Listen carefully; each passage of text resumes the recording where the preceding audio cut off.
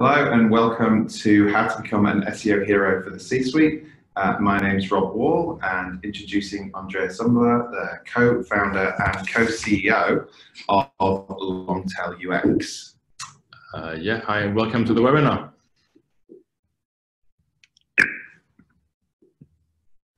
Right, so that's us. Sorry, there you go. Okay, cool. Yeah, so today's webinar, I just first want to talk about what it's not for, and then I'm going to talk about what it's for. So today's webinar is not for you if you're looking for a list of quick fix SEO tips and really good webinars about that. We'll share a lot of information, but it's not going to be any specific, this is the one thing you should do on your website. And then also, if you don't like automation, we're gonna talk about automation, and because we think that's really important, and especially if you talk about large websites and there's more and more tools available. And then also, if you're okay with giving recommendations and 90% of them are never implemented, well, that's probably no one is okay with that. But that's really the world most SEOs live in. You do lots of analysis, but then you rely on tech, you rely on clients implementing. And very often, if you look back a year after, lots of the recommendations have been implemented. And also if you don't like to measure and compare your results, because that's what we're going to talk about how to measure and compare results in SEO. This webinar is for you if you're interested in a different perspective on SEO. So we have quite a different perspective. Especially with myself coming from the paid side. So I worked at Google and I started on the paid side, worked together with engineering and product management there back in the day, and then moved to SEO. So it's a bit of a different look, a different angle on SEO.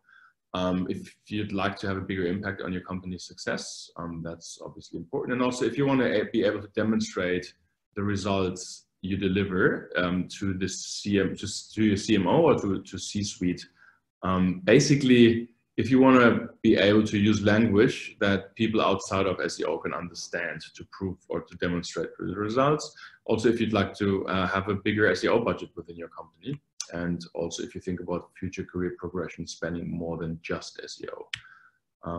The problems we will address, or we'll address together, is first thing is how to measure brand versus non-brand SEO revenue, and also why this is important. Brand keywords, SEO revenue is not actually driven by your SEO activity. It's really driven by anything except SEO. You have TV ads, banners, social. It's really brand advertising, and also the strength of your existing brand and brand recall. When people use the browser, you search like a browser. They just look for your company brand name. That's really not what you can influence that much. But what you can influence is non-brand keyword SEO, but it's actually very hard to measure the difference, right? On paid search, you just look at a search term report and you see exactly what's brand and non-brand searches. And we all know when you look in Google Analytics and you look at your keyword report, is 98% is not provided, so that doesn't help. But we'll show a way around that. And then with that, how to measure ROI in SEO, and also why this is important. When it comes to budget decisions, when it comes to actually demonstrating value. And what we also talk about is how to overcome SEO limitations. So talked about that, how to not make a lot of recommendations, and 90% of them can't actually be implemented. So these are the topics we're going to talk about. We'll also talk about Longtail UX, which is the company. I'm going to leave this to Rob. Yeah, so we are offering kind of a completely new offering in the SEO space, and we've been given patents not only in the US but also around the world. And we're going to summarize kind of what we deliver for you as a business, and also our free assessment tool that can help you calculate the opportunity and some of the information there that Andreas just talked about in terms of non-brand SEO. So before we start, I just want to take a moment. You can have a look at our free assessment tool, which will calculate for you the non-brand SEO revenue versus brand SEO revenue. You can run this for yourself. It'll also give you some unique SEO keyword combinations, insights, and suggestions for your site. And it will also show you the revenue opportunity if you were to implement Longtail UX. You can see here across 3 of our products, which we'll talk to you about later on, are LUX Organic for SEO, LUX Paid, and LUX Shopping. So all you need to do is go to scorecard.longtailux.com and fill in some details, as you can see on the video here, and then just choose your accounts and run the scorecard. And obviously we need you to input some information about exactly which is your account and how that's set up and whether you're e-commerce or lead gen. And then we will be able to get back to you with that scorecard with all the insights on brand versus non-brand, organic and paid, plus the opportunity with Longtail UX. Cool. Well, thank you, Rob. But of course, we're also going to talk, I want to talk about how you can get some of those insights outside of the tool. So the tool is free. It's very easy to get the information then, but there's other ways, and I'm going to talk about them as well. So why is it that SEO seems to get no respect outside of the SEO community? Actually, so little respect that, I don't know, every once in a while, every year, pretty much, there's a big article, SEO is dead. So first, Paul, how much of your website revenue comes from SEO? Questions are less than 50%, between 50 and 70, more than 70%, or I have no idea. So we're going to launch the poll. And if you could just click whatever you know about your revenue. So this is not about traffic, that's actually revenue. That would be interesting to know. And so we're going to give you a bit of time there. We're thinking of asking the question, how much non-brand revenue, but because we talk about how to actually measure that, we just do brand and non-brand. So this is interesting. So we see here, we have 30% of respondents, it's less than 50%. 35 is between 50 and 70, and for 12%, it's more than 70, which is actually, that is a lot. But also there's 23% who say, well, I actually don't know. And that could be because revenue is actually not so much a focus in SEO. It's very much like what I see is, even for large companies, it's not actually managed like a performance channel. It's really more like, well, it's a cost center. And you do what you have to do, right? Fixing technical things, but you actually don't even look too much at SEO. But of course, it's important. It's a massive channel. So yeah, let's move on. Search in general is a massive channel when you think about total ad spend. So this is just paid search. There's no SEO budgets actually there. Just looking at paid search, 1/3 of the total digital ad spend worldwide goes to Google. That's just insane. I mean, everyone knows Google is big. Everyone knows Facebook is also big. But actually, when you look at the amount of money going to, well, into search advertising, and then, well, there's one, it's almost a monopoly. That is absolutely crazy. So that is a lot of money. And in 2019, that was 136 billion US dollars going into, or going pretty much to Google. Or like a large part goes to Google. And in 2020, I wouldn't expect that to be much lower. And we know everything is moving more online these days. So yeah, so there's a huge pot of marketing on the paid side, right? All this money and measurable ROI. But why is this spent there? That's the question as well. Because you have measurable ROI at keyword level. You can actually measure for, like, you spend $1 million and you have 500, 600,000, a million search term combinations. You can actually measure your ROI on every single one of them. And you have also lots of automation tools. This is actually one there, which is Google's own. You just connect your product feed to Google Merchant Center, and then you can have product ads, Google Shopping ads. And it's actually really easy to do that. Right? There's nothing really like this in SEO at the moment, but you also can't really measure ROI. So yeah, which is exactly the problem. 70% of clicks go to organic, depending on what type of keywords you look at. When you just maybe excluding brand terms, the percentage goes down a little bit. If you have like heavily commercial queries where there's lots of ads, maybe it goes down to 30%, but it still is a big proportion goes to SEO, right? SEO traffic. The challenge is historically there's a lack of automation tools. You can measure stuff in some way, like rankings and all of this. There's some tools there, but really how to get to those positions, there's not a lot of automation there, and really no visibility and hard to measure ROI, right? So that's when your company might be spending $10 million on paid search, they surely don't spend anything equivalent on organic search. And yeah, so once again, paid search, full transparency, ROI data down to the search query level, efficient budget decisions. Organic search is zero transparency when you think about revenue. On the left side, you see Google Analytics. It's impossible to make efficient budget decisions when you have like 99% keyword not provided. And then you go to Google Search Console, and even if they're linked, there's no revenue data in there. So that's nice. You get your top 1,000 keywords there with impressions and positions and everything, but you have no revenue. So again, how do you make budget decisions? Right, we have another poll. So what percentage of your company's performance-based budget is dedicated to SEO? So that's going to be an interesting one. Less than 10%, between 10 and 30%, more than 30%, and I don't know. This is actually interesting because we just asked before how much revenue is coming through SEO. So let's just compare what the results are here. There we go. Cool. So yeah, so we have, so how much of your, now that was the website revenue comes from SEO. So we're waiting for the other one. A few problems. We'll get there. Otherwise, you have to answer that in the comments. Sorry. Okay, it's coming. There we go. Okay, cool. So what percentage of your company's performance-based budget is dedicated to SEO? Less than 10%, between 10 and 30, more than 30%. And we remember that in terms of revenue, we had quite a few respondents saying it's more than 30, more than 50, or even more than 70%. So we give this a little bit of time, let them trickle in, going, gone. Okay, there we are. So yeah, so 50% say less than 10%.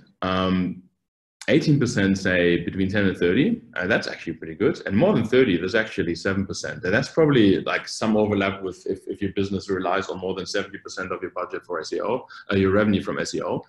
But then also, I don't know. And that's also, again, typical because when you work in SEO, you work a little bit in your silo, right?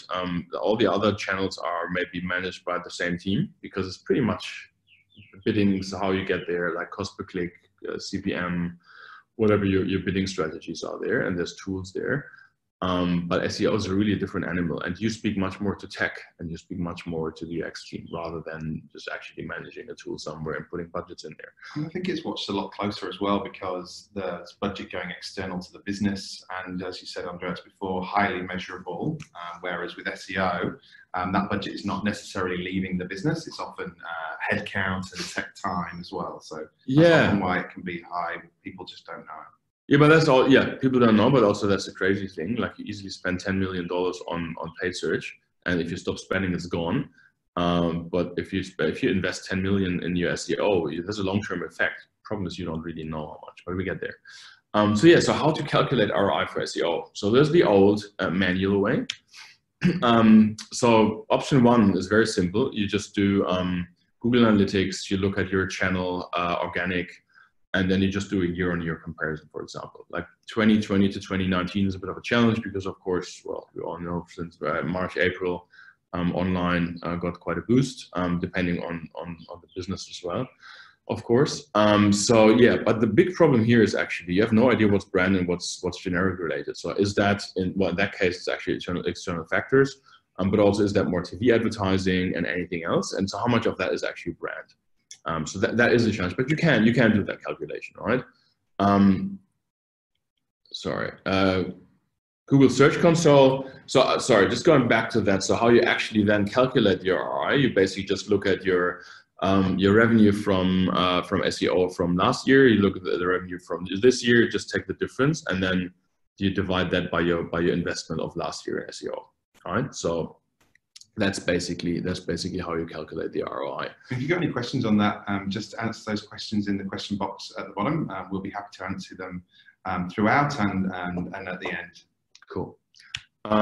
Right. And then basically, if you go to Google Search Console, well, there's no revenue, there's no ROI. That's very easy. So what you can do though is you can do traffic, right? Like you can say, I got this much traffic last year, that much positions, and you can somehow try to calculate how much that is actually worth. You can go to SEMrush, and they actually do one useful thing there. And again, I'm not saying you shouldn't use them, but the limitations, the useful thing they do is they tell you about traffic cost, right? You have organic search here.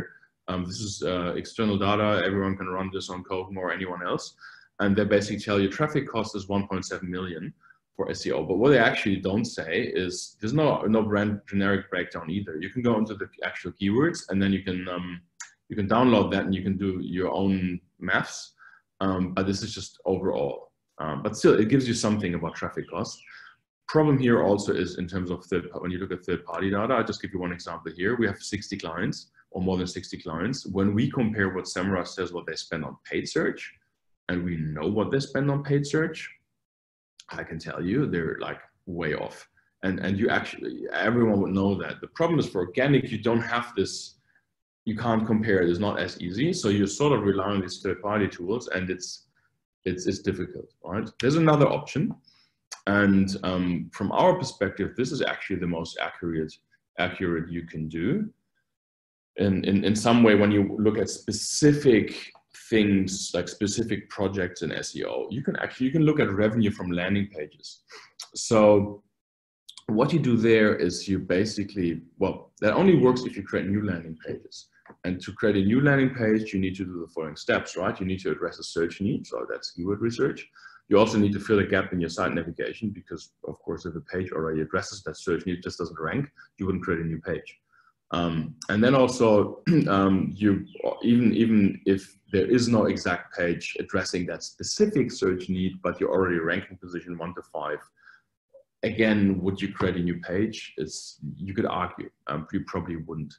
And then also once you do that, the next thing is you can write manual copy for that keyword you're targeting. And so like a blog post, but that doesn't sell. So you actually need to match specific products to that. So that gets a bit more complicated.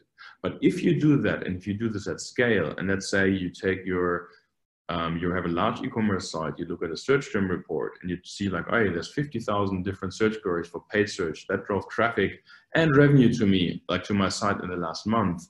You then run a rank check on those 50,000 and you see, hey, for 10,000 of those, I actually do not rank anywhere near the top.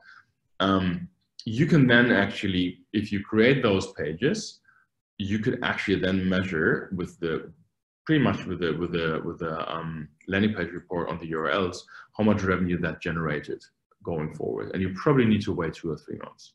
So there's one way. It's quite accurate, but it's a little bit limited, as in you first need to identify the keywords, then you need to be able to create those pages. You also need to put them into your site navigation somehow. Just the link in the footer wouldn't help, but then you can actually get accurate results. Okay. Before you do this, Andreas, we've got a question saying, how can you do this if you're in lead generation, not e-commerce? You would do the same. So in lead generation, you have to understand, you do the same. It's always easier if you spend money on paid search because then you have search term reports. So we have customers in insurance, logistics, tutoring, education. So they're all lead generation based, and they spend money on paid search. And what we've done for them is we've basically seen, hey, these are all these different ways how people search for your services in that case. But you don't actually always have a landing page for them, like readdressing that specific one, right? Could be like a location. Someone searches for a certain service and location. They do have a location, they do have the service, but they don't have a page that has both.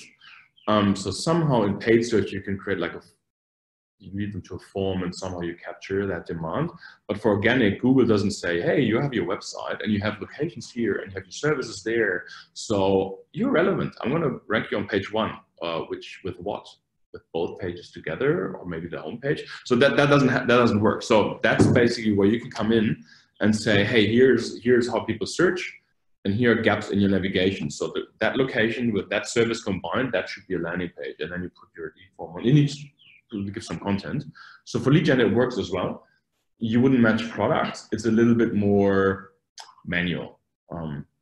Yeah, when you do this match content, right? Content that you've got exactly around that location in that Correct. example and the service available Correct. in that location. But when you think about this, very often you have the content on your page. You talk about your services and you may talk about your locations, but you don't talk about services and locations, all the combinations. Also because if you have, let's say, 100 locations and 50 services or 20 or whatever, that's a lot of combinations, and not all of them you actually want to have as pages for SEO. Like it's, yeah. So then you need to decide, right? You don't want to suddenly increase your site by 5x in terms of number of pages. So that again, you need to do keyword research, and you actually can look at search term reports, which tell you these are the money combinations. And for the money combinations, you really want to have some content, right? So our tool automates that, but you can absolutely do this manual.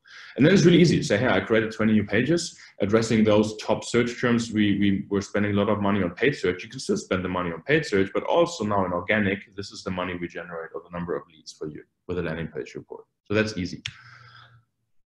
Right, but we're going to get to an even easier one. So just very quickly before that, so what pain points do you face in making SEO improvements within your business? Again, the answers are here. Technical limitations or not enough development resources, very typical for SEO. Not enough budget, also somehow typical. How to demonstrate ROI, sort of goes together, right? If you can't really demonstrate the ROI, you don't get the budget and they don't give you the tech resources. And lack of understanding about SEO in the business. Again, they're sort of interconnected. If you can't demonstrate the ROI and they really don't understand how it works, or all of the above. So I'm going to launch the poll in a moment. Thank you. And yeah, so question, what are the pain points? And that's going to be interesting because that is also really dependent on the type of business you're in, the maturity, and also the market. And again, look, if you've got any questions specifically to what Andreas has just been talking about, or more generally, don't be afraid to ask them in the Q&A at the bottom of your screen there. Cool, so the results. Technical limitations, it's a third. And then not enough budget, how to demonstrate ROI, pretty much together. Together amounting to like a quarter, and then lack of understanding about SEO in the business 20%, and then all of the above. So it really tells you also what your job as an SEO specialist is half of your time you spend, or you should, or you have to spend educating the business and really trying to demonstrate ROI to then get the budget and get the technical resources. So you're actually SEO, and SEO you work in change management in some way. But it's always easier to work in change management when you speak the language of the people you want to convince, right? And so this is what we're going to talk about now, ROI. Because you need to convince your CMO or your CFO, COO to give you the resources. So let's look at the new way to address the problems. So this is a view. This is pretty much what you get with the scorecard, but I'm going to how you can get this without the scorecard as well. It's just a little bit more work. All right, so you have an example here where it tells you, like here you see brand versus non-brand, like that, we call this like the baseline revenue. So this is last 12 months, like random client, and they basically, this is SEO revenue that generated $32.4 million from brand combinations and $36.6 million from non-brand. Now you will ask the question, how do you get those numbers? Revenue and transaction sessions, maybe Google Search Console, you do something, but then anything else, like how do you even do this? So we do use a very simple statistical method, simple in principle, calculations are a bit more complicated. So what we basically do is we go into Google Analytics and look at a Google keyword, at a SEO keyword report, where you do get 2%. For 2% of the traffic, you do get the keywords. And if you look at a long enough time frame, you can do something, the same thing you would do when you do a political poll, right? So when you do political polling and you wanna know how people will vote, you don't ask the entire population, you ask a small percentage. And a 2% sample is actually a really good sample size for a poll. You just have to look at the population has to be large enough. Like if we're like 4 people in a room and you ask, well, 2% doesn't even work. Like if there's 100 people in a room and you ask 2 of them, it's not going to be very accurate. If you have 200 million and you ask 2 million, 4 million, 2%, it's going to be very accurate. And you can measure that again, like you can actually say how accurate that is. In statistics, you talk about margin of error, and you talk about your, what's it called, 90%, 95%, statistical significance. So you have those values. Anyway, so you can do that. What you basically look at, out of the 2%, you look at what the percentage is, the split between brand and non-brand for revenue transaction sessions, and you then extrapolate those percentages onto the full traffic, including not provided. And when you use the scorecard, it's actually explained, like step by step, what we're doing. You can also go to our website. On the website, in the blog section, you will actually find an article as well, which explains that step by step, or you use the scorecard. Anyway, so this is very important because now you actually know brand versus non-brand. And now if you do this for last year, and if you do this for this year, like let's say last 12 months and the previous 12 months, you actually see the uplift. And then you can actually do proper ROI calculation. So you can look at your 2019 SEO non-brand revenue. You can look at your 2019 spend in SEO, like whatever you did, projects, people, anything you spent. And then you can look at your 2020 revenue non-brand. And that's how you calculate ROI, right? 2020 non-brand revenue minus 2019 revenue divided by your 2019 cost, or if you look at any other time frames. So get in touch if you want to know. But that's basically, this is where it all starts. So unfortunately, we can't tell you, hey, if you build 5 links or attracted 5 links, sorry, or if you created this content on an existing page, how do you measure that ROI? But at least now you can measure your ROI as a whole, all of them. Every individual measure you take, the only thing where you can measure ROI is when you create a new page. But knowing that, we've created Longtail UX. And this is where Rob will take over. Yeah, so where are you going to find market share growth? Obviously, right now, you've got your branded market share, and then you've got your kind of uncaptured category revenue and the opportunity. You already have a strong brand with loyal customers. You have a website designed specifically for those loyal customers and to fit into the category. But what about the customers that are ready to buy the products that you sell, but they aren't looking specifically for your brand? So as Andrea said before, you can now calculate your ROI-based non-brand SEO. You can do this yourself, or you can go to Scorecard, as I said before, and we'll show you that URL again at the end, and calculate that. And you can predict traffic and revenue opportunity here better than any third-party tool because it's using your data. We can have a look at hundreds of thousands of specific search keyword opportunities. They're hidden there in plain sight in your Google Ads search term report with sessions, sales, and revenue. And for most of these, Google Keyword Planner will tell you that there's 0 search volume. We have live now on our platform where Google will say the search volume is 0, and yet we've generated them hundreds of sessions and lots of revenue from that exact matching search term. So we've got new pages to create new pages addressing keyword gaps, and they provide a halo effect into your product categories. So you can pick up new customers that are now looking for the products that you sell, but without your brands. And we know they're doing that because we can see that from what they're typing into the search box. And it really helps you start to dominate category by category or subcategory by subcategory in your website. So how can we help you as Longtail UX and help you become an SEO hero for your C-suite moving forward? Well, we are the new way of creating landing pages, and we create thousands, tens of thousands, and in some cases hundreds of thousands of landing pages to exactly match product searches at scale. We dynamically link these pages together and so they're contextually relevant and contextually linked across the site. We skip delay tech team project queue. It's all handled, although we are a SaaS product, it's all handled on a managed service. We're constantly optimizing, so we identify underperforming pages that we produce and we replace them. So it's like a slot system. And we optimize to new customer acquisition independently of your website architecture, right? So these are all the things that we can do for you. And we've done it a lot. We have over 1 million LUX smart pages pre-cached multiple times a day with tens of millions of products and lots of our LUX smart links.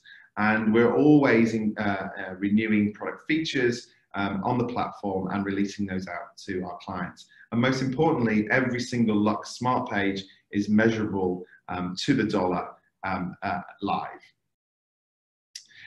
We also deliver key insights and account management. Like we said, we are a SaaS platform, but we do deliver this on a managed service. We do all of the keyword research for our customers. We do all of the optimizations, including keyword optimizations and template of our pages optimizations with a live reporting dashboard, monthly meetings, and we're always on hand here to help our clients manage their LUX smart pages. And really, it's the fastest way to grow online sales.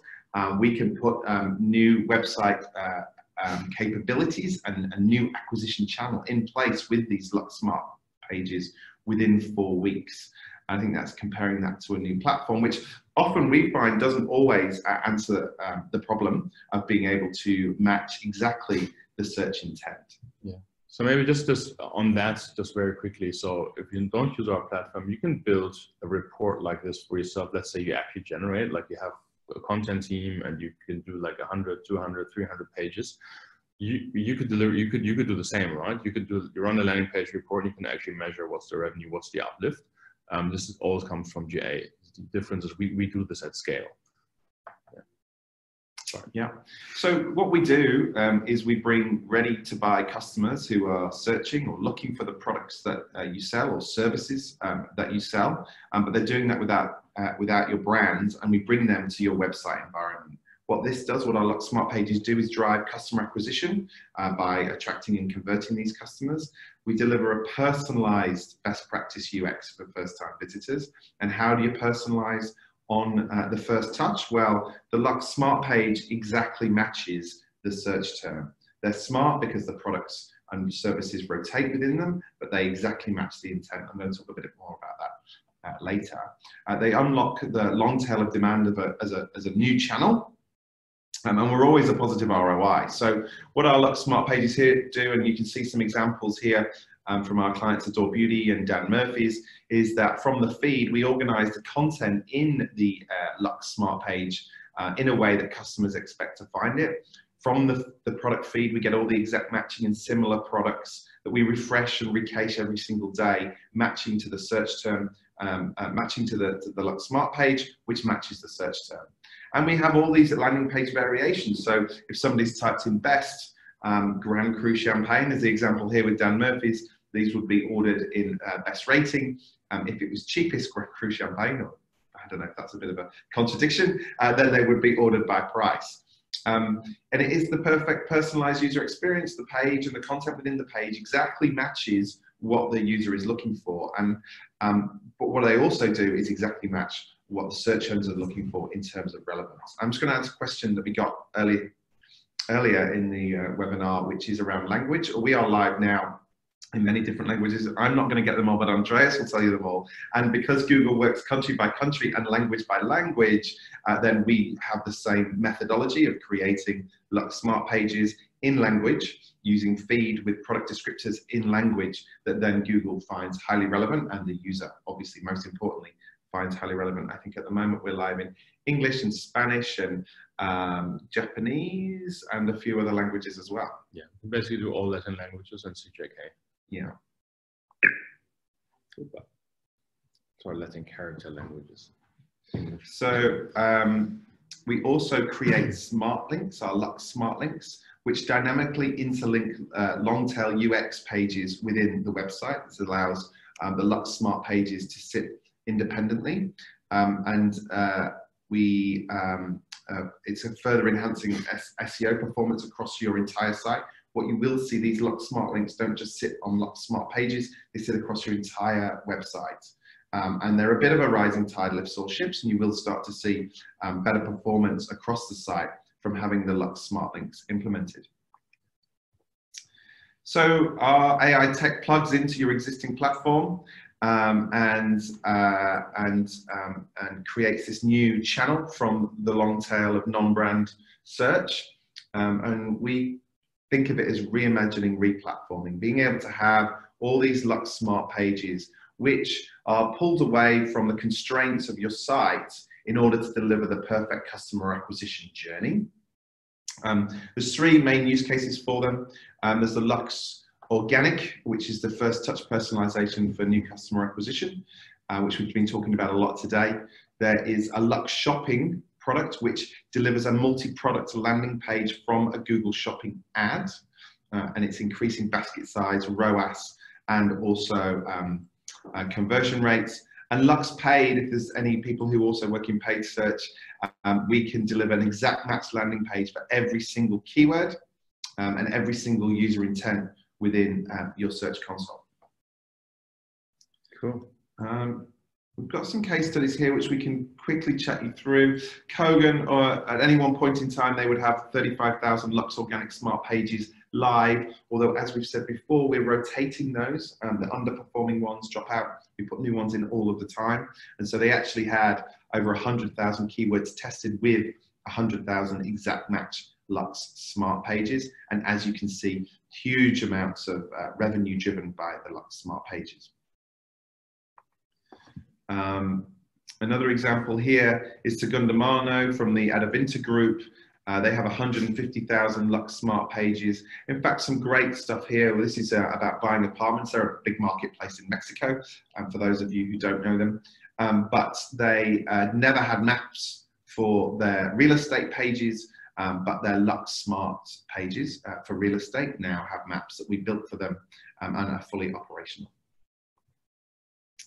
And you know, there's lots of case studies, and please do reach out if you want to know any more case studies or any more information about Longtail UX. I think two ones that are really great to point out here, both Graze Online and Segundamano, are the high percentage of total new user growth that we're driving. Through our paid products for Adore Beauty and for Outbacks, you can see that the reduction in customer acquisition costs and the increases on return on advertising spend are really significant from the LUX Smart Pages.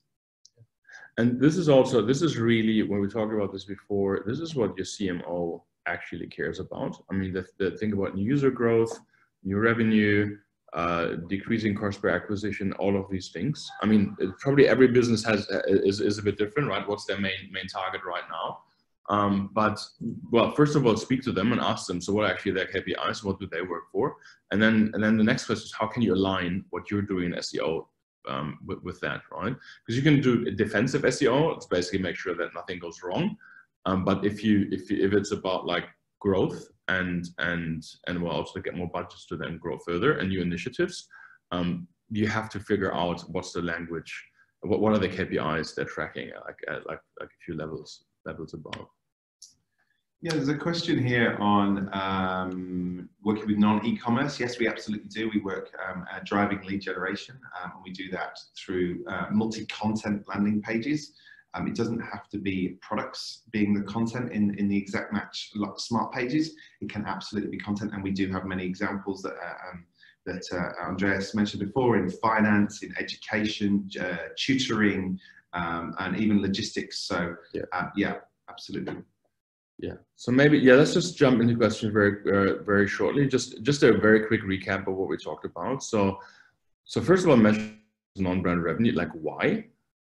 It's very simple. Non-brand is actually what matters. Brand is people who return to your website. They know that they already know you. It's not what you drive. Like, you're going to rank #1 for your brand term or your brand name, hopefully already. If not, that's a different story, right? But after that, it's really the non-brand terms. That's new business. Demonstrate the ROI of SEO to your C-suite. That's really important. And you need to use, like, to speak their language and translate what you're doing into whatever is important for them. That could be revenue, new customers, new users, whatever that is. And then work back how you can actually track that. And Google Analytics is not great for SEO in many ways, but you can use it if you use this polling method, statistical method, and you actually look at the keywords that are provided. And yeah, you can use the scorecard. You can go to our website. There's an article about it as well.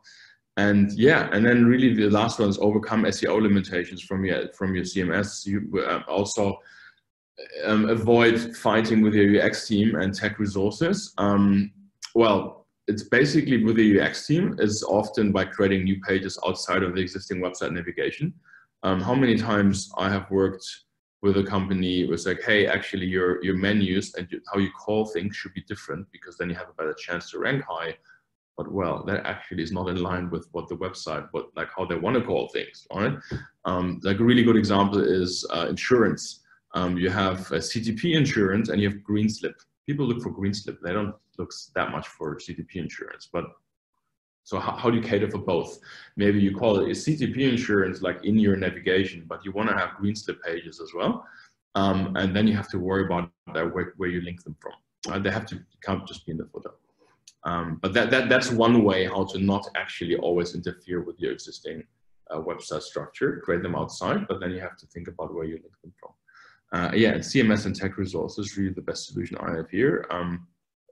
Unfortunately and fortunately, it's our technology, because that really once it's implemented, you can do this really at scale and you don't need tech anymore. And you're not limited by your CMS. So I have one question here, which I just was looking at before. It's a very detailed one. I work for a service-based business that gains most business from previous client relationships and specific website referrals, all unrelated to our own site. How does a company that does not sell widgets or products or something begin collecting this data? This is hard. I think definitely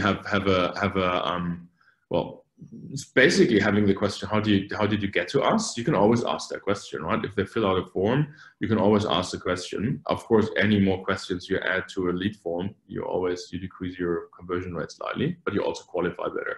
So you can definitely do that. But then how did you get to us? Like from non-brand search, where people wouldn't even know what you're talking about. That's tough. If you don't have the content on the site, and if you don't, like for me, it's always running paid search. It sounds like a weird answer from SEO, but if you don't run any paid search campaigns, you limit your insight abilities so much. I mean, your third-party tools only ever give you so much, and when you look at long-tail combinations, none of those tools gives you any accuracy. So actually, running paid search campaigns, it's really also for it's data collection, it's research. And you can still do the calculations on brand and non-brand that Andreas went through earlier, and we'll send this deck and a recording out, because you'll still be able to see where your conversion is organically in brand and non-brand. I would suggest if it's a lot of client relationships and referrals, there's going to be a lot of brand there, and that's the same for any company. You know, if it's brand, it means it's somebody's searching for your brand. They've heard from it somewhere else, be that a TV ad, an outdoor ad, word of mouth, or however. There's another question here that I'll answer about, is there a minimum visitor requirement to use your tool? The answer is no, but now if you're going to be using Longtail UX and you're going to be measurable to the dollar on the return on investment that you're getting, you need that to be a positive return on investment. And so you need to make sure there's enough scale in your site and enough scale in the volume that Longtail UX is going to be able to drive for you, be that in leads or in revenue, for when you show that to the C-suite or to the C-suite or to whoever you're reporting to. You need to make sure that that now ROI that is measurable is a very positive ROI. So we do have some criteria that we look at when people reach out to us, or we reach out to people, to make sure they're qualified and that we're confident that Longtail UX is going to deliver a positive ROI. There's another question here that I'm going to let Andreas answer. I do know the answer, but he'll be much better at it for me. Is there a fear of duplicate content negatively affecting these Longtail UX smart pages? The answer is no, but I'll let Andreas answer why. Well, I guess it's the question more general as well, right? So duplicate content. So first of all, you have to define what duplicate content is. So I said that before, when you do this manually and you see there's a search term and you pay money for, and people land on the page on some, and then they convert. But then when you look at your website and you don't actually have a page that fully addresses that, whether you then create it manually or whether you create it using a tool, and whether you Longtail UX, the answer is the same. Well, it's by definition, it's not duplicate content. So if someone had this Grand Cru champagne, even a page only with all those related products, that is not duplicate content, right? You could say, hey, but those products, they already exist somewhere on the website. That's correct, but I mean, in that case, every e-commerce website should just be a homepage with a search bar, right? So that page, for that purpose, which a user has well, a use for because they were searching with, doesn't exist. So that's the short answer. The longer answer is, do you want to then go and do this for 1 million different combinations? Let's say you have 100,000 pages, you have, I don't know, 80,000 products, and do you want to create 1 million very like combination pages just because that's how people search? So there the answer is no. There's always a limit to that. It's when you do this manually, it's very easy because you just won't do it. And also not all of those actually have value. The problem there is not so much duplicate content then for Google. The problem there is for yourself, that you have a certain domain authority for your website. And if you suddenly before had 100,000 pages and then you water that down across like 1 million new pages, it just won't rank there. And how do you link them? That's the next question. How can you actually link them contextually in a way that they're properly, you won't get them indexed, not all of them at least, and they also won't have a lot of authority, each one of them. So there are limitations. So when we implement with our tool, when we automate pages, first of all, a customer always signs off. There's nothing automated. The pages are created automatically, but as the clients actually sign off what are the pages. They sign off on the keyword list they target, and we put maximum limits of what we say our tool should do, and then we just measure are they indexed, and then do their rank, and that's really the answer. So that was a longer answer. So you actually have to look at what you're doing, right? It's like you can't just pump out pages for the sake of it. Yeah. Great. Any other questions here? We have forgot. Otherwise, I think we're there. Right. Someone else also asked, will we send a link recording? Yes, we'll send out a recording. So to everyone, anyone who's been here, but also everyone who signed up and didn't have time. And well, that's from us. So thank you very much for joining.